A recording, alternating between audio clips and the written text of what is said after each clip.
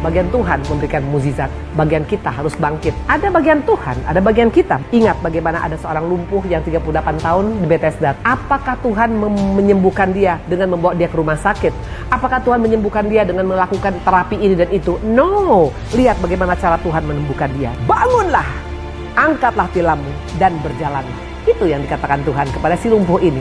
Ya sering kali kadang-kadang kita pikir Tuhan yang harus melakukan mujizat pada saya. Betul, mujizat pasti terjadi bagi anak-anak Tuhan. Itu sudah Tuhan janjikan pada kita. Bilur-bilur Tuhan memberikan kesembuhan. Yes.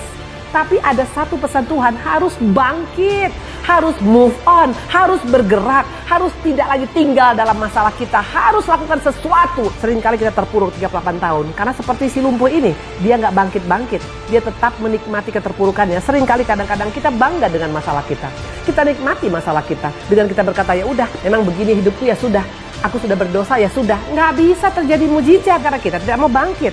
Bagi surga tidak ada kalimat yang tidak mungkin.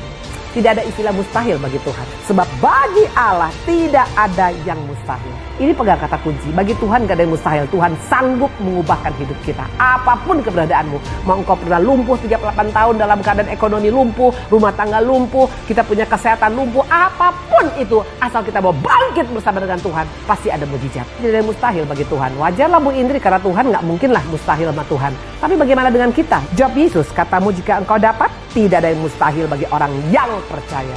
Ya, ternyata bukan hanya Tuhan yang bisa melakukan perkara-perkara yang mustahil. Kita pun anak-anak Tuhan, kalau kita percaya, tidak ada yang mustahil. Makanya waktu engkau sadar ayat ini, dua ayat ini, Tuhan bisa melakukan perkara mustahil. Kedua, kita pun bisa mengalami perkara mustahil. Ini pintu masuk kalau kita mau mengalami janji Tuhan. Harus wake up, harus bangkit, harus move on.